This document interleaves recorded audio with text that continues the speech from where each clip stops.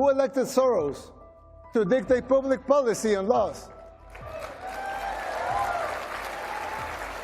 Why does he feel entitled to impose his agenda? The global elites, they hate our success, and they fear yours. Institutions were created to serve the people, and not the other way around. Well, so if the government can print unlimited amounts of money, why do they collect taxes? You pay high taxes only to uphold the illusion that you are funding the government, which you are not. The government is funded by money printing, paper backed with paper. Confidence in your currency would be lost. The dollar will fall, and the Western civilization with it. We transform El Salvador from the most dangerous country in the world to the safest in the Western Hemisphere.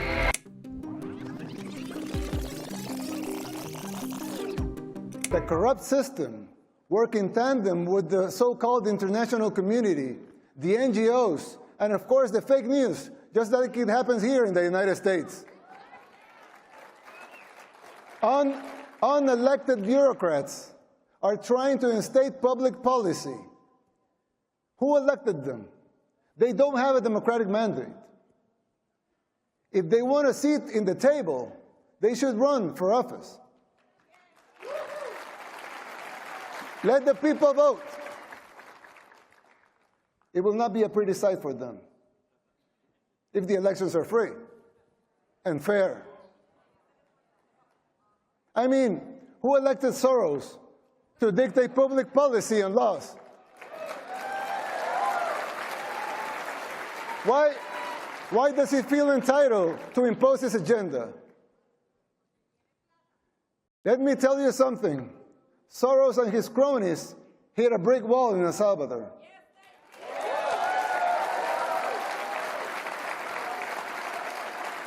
Thank God, and all the glory be to him, Salvadorans are now immune to his influence. No one believes his lies anymore over there. We just had free and fair elections. And we won in a landslide with more than 84% of the vote.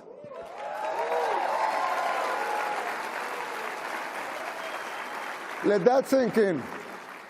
More than 84% of the people voted to continue our policies. Our victory is unprecedented in the history and modern democracies in the world. They also gave us a supermajority in Congress, more than that, 54 seats out of 60.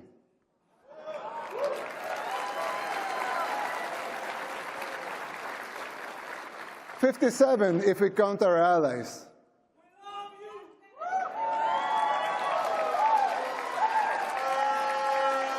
That's 95% of Congress. Let that also sink in. The people of El Salvador have woken up, and so can you. The global elites, they hate our success, and they fear yours. The people's free will to choose their leaders is something they despise because they cannot control that. You have experienced this firsthand here in the United States. The global elites control the mainstream media, they finance campaigns, district attorneys, to mention a few. They abuse their powers. They persecute political opponents. In El Salvador, we don't weaponize our judicial system to persecute our political opponents. A practice that may sound familiar to you, but we don't do that there. And who's the dictator? The global elites in the media, they work in conjunction, they run some stories and publish them, same pictures to reinforce their agendas. You're no strangers to that here in the United States. We deal with that in El Salvador too.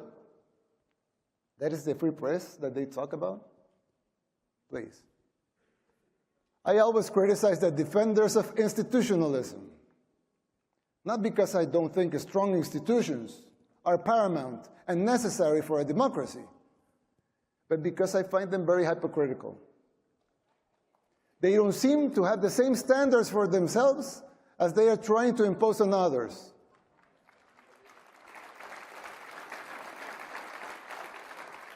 But there's yet another component that is more dangerous than a simple double standard. Institutions were created to serve the people, and not the other way around. For instance, the financial situation of the United States. When I talk to my conservative friends right here, they always tell me that the problem is high taxes, but they're wrong. Of course, high taxes are extremely high here in the United States. I give you that. You're right in that.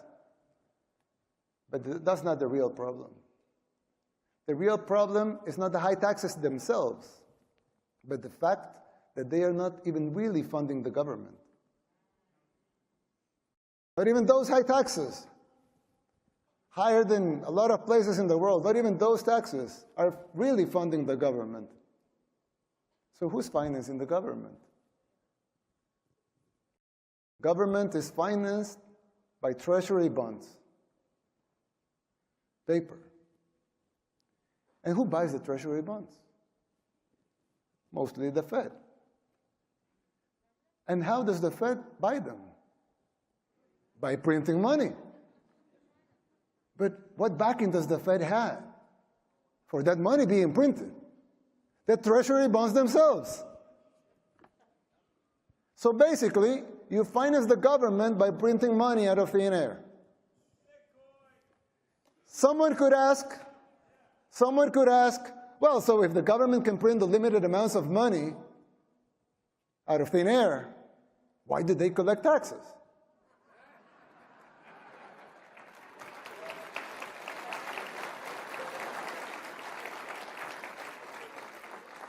I mean, in theory, it would make sense, right? If they can print unlimited amounts of money, why would they need taxes for? The answer is simple, but it's very shocking.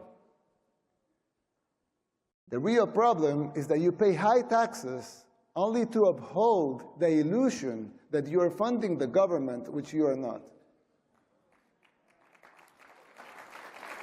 It's shocking, but it's true.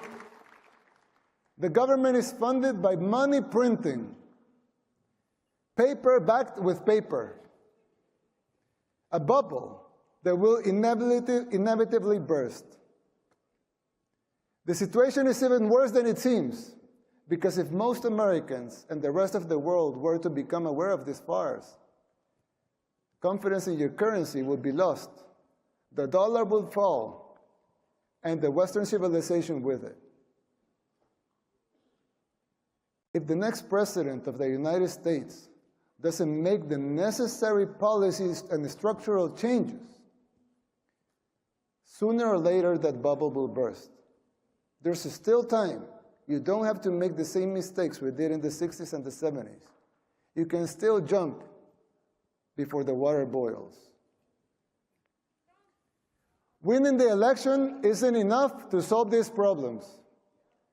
They will not simply go away as a consequence of an electoral result. It would take a total re-engineering of the government, top to bottom. It will entail making difficult decisions, like the ones we made in El Salvador since 2019, and they're already paying off. It will be hard. The system will push back.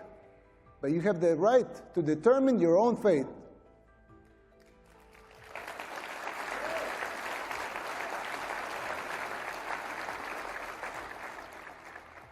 Salvadorans did the same. The decision for the direction of our nation was ours, and it continues to be ours. We didn't tolerate being told what to do. In doing so, we did the unthinkable. Against all adversity, we transformed El Salvador from the most dangerous country in the world to the safest in the Western Hemisphere. We did it by defying the global elites. We told them no more. And that is my message to you. Put up the fight, because it is In the end, it will be worth it.